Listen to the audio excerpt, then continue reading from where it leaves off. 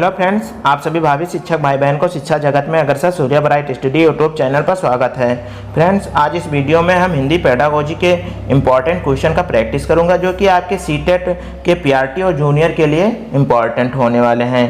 तो फ्रेंड्स, आज का वीडियो सेशन स्टार्ट करने से पहले आप सभी से छोटी सी रिक्वेस्ट है कि वीडियो को लाइक करें और अपने फ्रेंड्स में वीडियो को शेयर करें। आपके लाइक शेयर करने से हमें मोटिवेशन मिलता है। और जो भी नए साथी जुड़ रहे हैं, प्लीज़ चैनल को सब्सक्राइब करके ऑल नोटिफिकेशन बेल को ऑन कर दें। ओके फ्रेंड्स, तो आज का सेशन स्टार्ट करते हैं। फ्रेंड्स, मैथ्स पेडागोजी के सभी चैप्टर को हम कवर कर चुके हैं। जो भी साथी मैथ्स पेडागोजी के सेशन को देखना चाहते हैं, उसको इस वीडियो के एंड में या इस वीडियो के डिस्क्रिप्शन में प्लेलिस्ट डाल देंगे, वहां से आप maths pedagogy full concept class ले सकते हैं। ओके फ्रेंड्स, तो आज का सेशन का फर्स्ट क्वेश्चन है, उच्च प्राथमिक स्तर पर बच्चों को भाषा विकास के लिए जरूरी है कि डैश समृद्धि का भाषा डैश व अन्य विषयगत शिक्षण युक्त में उपयोग किया जाए। फर्स्ट ऑप्शन है हमारा कलात्मक साहित्य, सेकंड ऑप्शन है भाषिक और साहित्य, थर्ड ऑप्शन है परिवेश और भाषिक, फोर्थ ऑप्शन है साहित्य और कला। तो फ्रेंड्स, यहाँ पर हमारा करेक्ट ऑप्शन क्या होगा? तो फ्रेंड्स, यहाँ पर उच्च प्राथमिक स्तर की बात की जा रही है। तो उच्च प्राथमिक स्तर में भाषा विकास के लिए जरूरी है कि विकास में जरूरी है कि भाषिक समृद्धि का भाषा हो। किसका भाषा हो? तो भाषिक समृद्धि का भाषा हो और साहित्य व अन्य विषयगत शिक्षण युक्त में उपयोग किया जाए। साहित्य को भी उपयोग शिक्षण में प्रयोग किया जाए।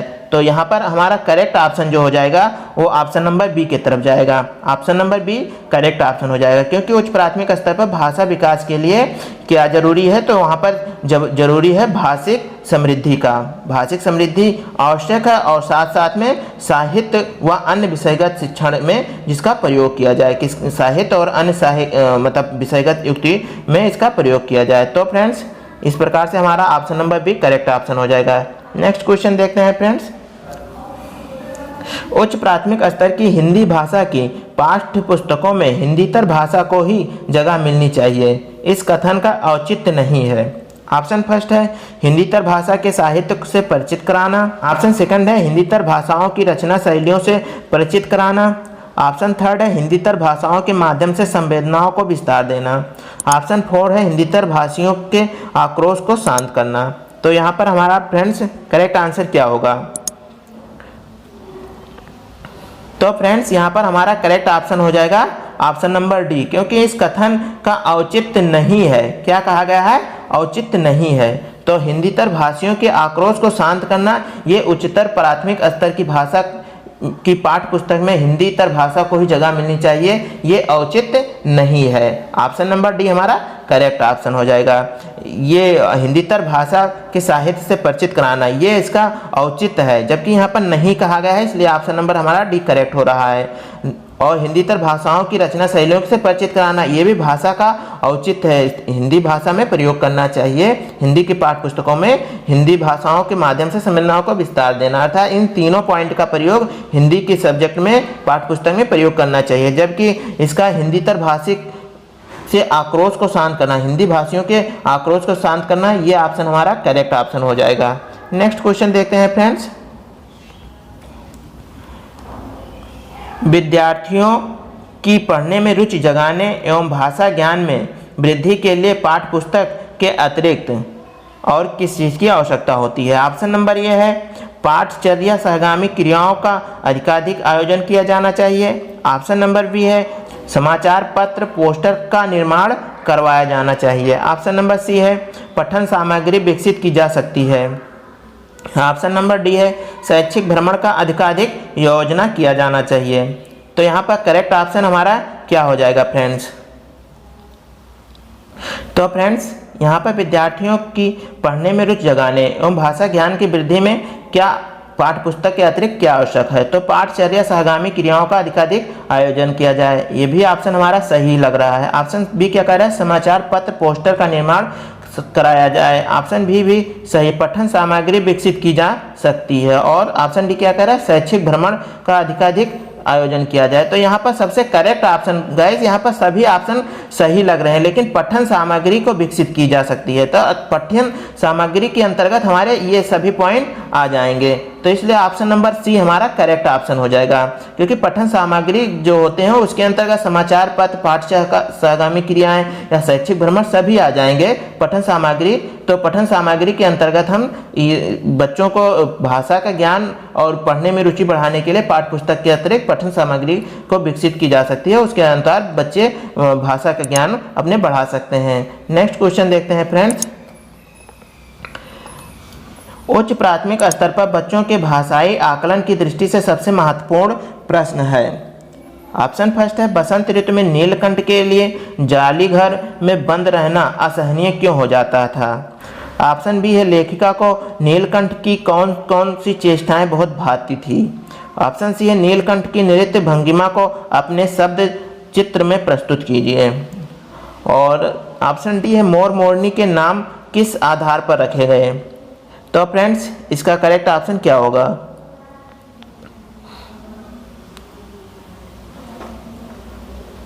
तो फ्रेंड्स यहाँ पर हमारा करेक्ट ऑप्शन हो जाएगा option number C. Option number C correct option क्यों हो जाएगा, क्योंकि उच्च प्राथमिक स्तर पर बच्चों के भाषाई आकलन की दृष्टि से नीलकंठ की नृत्य भंगिमा को अपने शब्दों में नृत्य भंगिमा को अपने शब्दों में लिखने को प्रस्तुत करने को कहा गया है। तो इससे उच्च प्राथमिक स्तर बच्चों के भाषाई आकलन का सबसे अच्छा महत्वपूर्ण पॉइंट बनता है। तो ऑप्शन नंबर सी हमारा करेक्ट ऑप्शन हो जाएगा। ओके फ्रेंड्स, नेक्स्ट क्वेश्चन देखते हैं। भाषा अर्जित करने के संदर्भ में डैश सर्वाधिक महत्वपूर्ण है। फर्स्ट ऑप्शन समृद्ध भाषा प्रवेश, सेकेंड ऑप्शन संचार माध्यमों का अधिक प्रयोग, थर्ड ऑप्शन विद्यालय परीक्षा प्रक्रिया, फोर्थ ऑप्शन भाषिक पठन सामग्री। आंसर करिए फ्रेंड्स। तो भाषा अर्जित करने के संदर्भ में समृद्ध भाषिक प्रवेश अर्थात भाषा का प्रवेश होगा तो बच्चे भाषा को और अधिक मात्रा में अर्जित कर लेंगे। तो ऑप्शन नंबर हमारा एक करेक्ट ऑप्शन हो जाएगा। यहाँ पर समृद्ध भाषिक प्रवेश के द्वारा ही बच्चे अपनी भाषा को अच्छे से और अधिक मात्रा में अर्जित कर सकते हैं। समृद्ध भाषा के अंतर्गत क्या होता है फ्रेंड्स, समृद्ध भाषा के अंतर्गत बच्चों के भाषाई शब्दों, अर्थों और शब्दों के प्रयोग और बोलने का उपयोग होता है। तो फ्रेंड्स नेक्स्ट क्वेश्चन देखते हैं। नेक्स्ट क्वेश्चन है, बहुभाषिक कक्षा में बच्चों की भाषाओं को स्थान देने के लिए आवश्यक है कि ऑप्शन फर्स्ट कह रहा है शिक्षक बच्चों को उनकी भाषाओं में ही व्यवहार करने के लिए कहें। ऑप्शन बी कह रहा है शिक्षक बच्चों के मातृभाषा प्रयोग को स्वीकार करें। ऑप्शन सी कह रहा है शिक्षक बच्चों की मातृभाषाओं में गीत कविता सुने। और ऑप्शन डी क्या कह रहा है शिक्षक बच्चों की भाषाओं का ही प्रयोग करें। तो फ्रेंड्स यहाँ पर बहुभाषिक कक्षा की बात की जा रही है। तो बहुभाषिक कक्षा में बच्चे विभिन्न भाषाओं के क्षेत्र से आते हैं। तो यहाँ पर शिक्षक बच्चों की मातृभाषा प्रयोग को स्वीकार करें। ऑप्शन नंबर बी हमारा करेक्ट ऑप्शन हो जाएगा, क्योंकि ये बहुभाषिक कक्षा की बात की जा रही है। और बहुभाषिक कक्षा में क्या होता है कि इसमें विभिन्न स्थान से, विभिन्न क्षेत्र से विभिन्न भाषाओं के बच्चे इस क्लास में होते हैं। तो option number B correct option हो जाएगा, क्योंकि मातृभाषा प्रयोग को स्वीकार करें।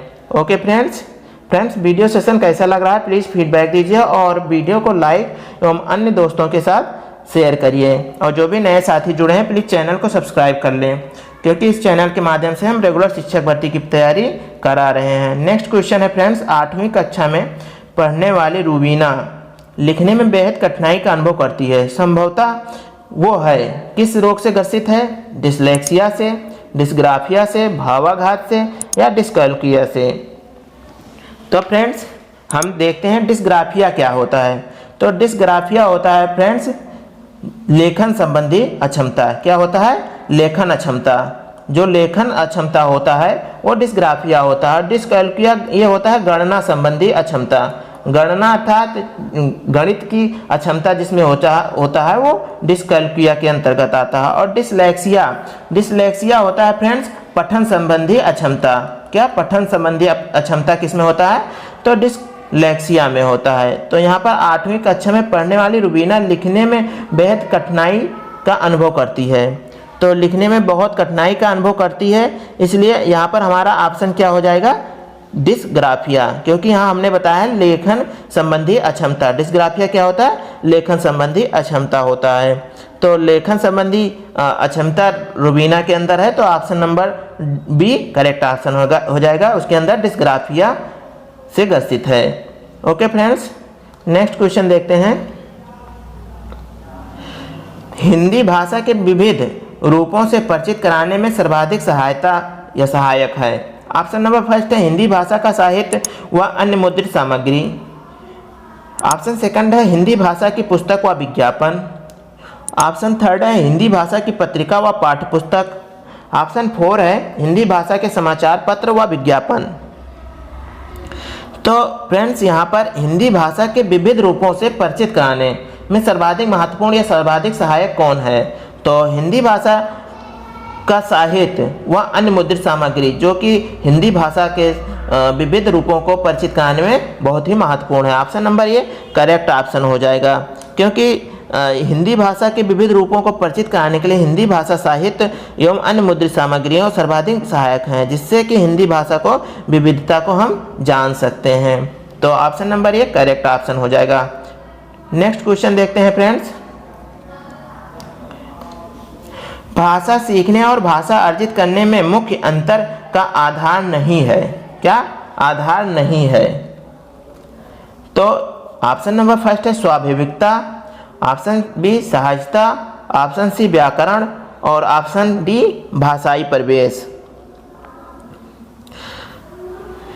तो फ्रेंड्स भाषा सीखने और अर्जित करने में मुख्य अंतर का आधार व्याकरण नहीं है। क्या नहीं है, व्याकरण नहीं है। तो ऑप्शन नंबर हमारा सी करेक्ट ऑप्शन हो जाएगा, क्योंकि भाषा सीखने में भाषा अर्जित करने में अंतर का सर्वप्रथम कारण भाषाई परिवेश होता है। इसमें भाषाई परिवेश के द्वारा ही भाषा सीखने और अर्जित करने का अंतर का मुख्य कारण होता है, और इसमें नहीं है तो व्याकरण इसमें कोई अंतर नहीं है। Option number C correct option हो जाएगा। नेक्स्ट क्वेश्चन देखते हैं फ्रेंड्स। स्त्री के सौंदर्य का प्रतिमान बना दिया जाना ही उसका बंधन बन जाता है। इस विषय पर कक्षा में चर्चा कीजिए। भाषा की पाठ्य पुस्तक में इस प्रश्न का स्थान देने का क्या औचित्य है। ऑप्शन फर्स्ट कह रहा है स्त्री बंधन की चर्चा करना, ऑप्शन बी कह रहा है सौंदर्य प्रसाधनों का विरोध करना, ऑप्शन सी कह रहा है भाषा को स्त्री विमर्श से जोड़ना और ऑप्शन डी कह रहा है सौंदर्य प्रतिमान बनाना। तो फ्रेंड्स इसका आंसर क्या हो जाएगा। तो फ्रेंड्स इसका आंसर हो जाएगा भाषा को स्त्री विमर्श से जोड़ना, स्त्री के सौंदर्य का प्रतिमान बना दिया जाना, इसका बंधन बन जाता है। इसका मुख्य कारण क्या है, तो ये भाषा को स्त्री विमर्श से जोड़ना। Option number C correct option हो जाएगा। तो फ्रेंड्स नेक्स्ट क्वेश्चन देखते हैं। नेक्स्ट क्वेश्चन है पाठ में ठिठियाकर हंसने लगी जैसा वाक्य आया है। ठिठियाना शब्द में आना प्रत्यय लगा है। कौन सा प्रत्यय लगा है फ्रेंड्स, यहाँ पर ठिठियाना में आना प्रत्यय का प्रयोग हुआ है। आना प्रत्यय से बनने वाले 4 सार्थक शब्द लिखिए। 4 सार्थक शब्द लिखिए। इस प्रश्न का स्वरूप किसको पोषित करता है। तो ऑप्शन फर्स्ट कह रहा है सूत्र शैलीय व्याकरण को, ऑप्शन सेकंड कह रहा है संदर्भ में व्याकरण को, और थर्ड कह रहा है पाठ्य पुस्तकीय व्याकरण को, और प्रत्यय का समस्त ज्ञान। यहाँ पर ऑप्शन 4 कह रहा है प्रत्यय का समस्त ज्ञान। तो फ्रेंड्स पाठ में ठिठियाकर हंसने लगी जैसा वाक्य आने पर ठिठियाना शब्द में आना प्रत्यय लगा हो, तो इस आधार पर सार्थक शब्द बनाइए। तो इसका मुख्य कारण क्या होता है, तो इसका होता है फ्रेंड्स इस प्रश्न का स्वरूप संदर्भ में व्याकरण को पोषित करना। क्या संदर्भ में इसके संदर्भ में व्याकरण को पोषित करना। Option number B correct option हो जाएगा, क्योंकि इस संदर्भ में किसको पोषित किया जा रहा है, तो इसके आधार पर हम व्याकरण को पोषित कर रहे हैं, व्याकरण को आगे बढ़ा रहे हैं। नेक्स्ट क्वेश्चन देखते हैं फ्रेंड्स। उच्च प्राथमिक स्तर पर डैश परिचित कराने की प्रक्रिया पर बल दिया जाता है। तो उच्च प्राथमिक स्तर पर किस चीज को परिचित कराने के प्रक्रिया पर बल दिया जाता है। लेखन प्रक्रिया पर, अलंकार व छंद पर, साहित्यिक विधाओं पर या पठन प्रक्रिया पर, किस पर हम उच्च प्राथमिक स्तर पर बल दिया जाता है, किस प्रक्रिया पर? तो फ्रेंड्स, उच्च प्राथमिक स्तर पर साहित्य विधाओं, किस पर? साहित्य विधाओं पर परिचित कराने का प्रक्रिया पर बल दिया जाता है। तो यहाँ पर ऑप्शन नंबर सी हमारा करेक्ट हो जाएगा, क्योंकि उच्च प्राथमिक स्तर पर साहित्यिक विधाओं से परिचित कराने पर बल दिया जाता है। Option number C correct option हो जाएगा। नेक्स्ट क्वेश्चन देखते हैं फ्रेंड्स। नेक्स्ट क्वेश्चन है फ्रेंड्स, उच्च प्राथमिक स्तर पर व्याकरण सीखने की किस विधि को आप सर्वाधिक महत्वपूर्ण एवं उपयोगी पाते हैं? निगमन विधि को, पाठ्य पुस्तकीय विधि को, अनुवाद विधि को और आगमन विधि को? तो फ्रेंड्स, निगमन विधि क्या होता है? ये निगमन विधि में नियम से उदाहरण की ओर चलते हैं। पहले हम फार्मूला बता देते हैं, उसके बाद में उसके उदाहरण देते हैं। और यहाँ पर पाठ्य पुस्तकीय विधि और अनुवाद विधि, तो यहाँ पर पाठ्य पुस्तक विधि, अनुवाद विधि नहीं होगा और ना ही निगमन विधि होगा, यहाँ पर आगमन विधि होगा। आगमन विधि में क्या होता है फ्रेंड्स? आगमन विधि में हम पहले बहुत सारे उदाहरण देते हैं। पहले क्या देते हैं? बहुत सारे उदाहरण देते हैं। उसके बाद में हम बच्चे को उदाहरण के द्वारा फार्मूले पर, नियम पर पहुँचाते हैं, तो बच्चा लास्ट में नियम पर पहुंचता है। तो ये आगमन विधि है। आगमन विधि प्राथमिक स्तर के लिए बहुत ही है। और निगमन विधि जो होता है फ्रेंड्स, निगमन विधि उच्च क्लासेस में, डिग्री कॉलेज में इम्पॉर्टेंट होता है, ना कि ये प्राथमिक और जूनियर कॉलेज में इम्पॉर्टेंट होता है। तो ऑप्शन नंबर हमारा यहाँ पर कौन सा करेक्ट हो जाएगा friends? Option number D correct option है। नेक्स्ट क्वेश्चन देखते हैं फ्रेंड्स। उच्च प्राथमिक स्तर पर भाषा शिक्षण का उद्देश्य नहीं है। हमें याद रखना है फ्रेंड्स, यहाँ पर नहीं है। ऑप्शन फर्स्ट क्या कह रहा है? भाषा के व्याकरणिक बिंदुओं की परिभाषाओं को जानना। ऑप्शन सेकंड कह रहा है भाषा की बारीकी और सौंदर्य बोध को समझने की क्षमता का विकास। ऑप्शन सी कह रहा है विभिन्न साहित्यिक विधाओं का समझ का विकास। और ऑप्शन डी कह रहा है निजी अनुभवों के आधार पर भाषा का सृजनशील प्रयोग। तो फ्रेंड्स, इसका आंसर क्या होगा?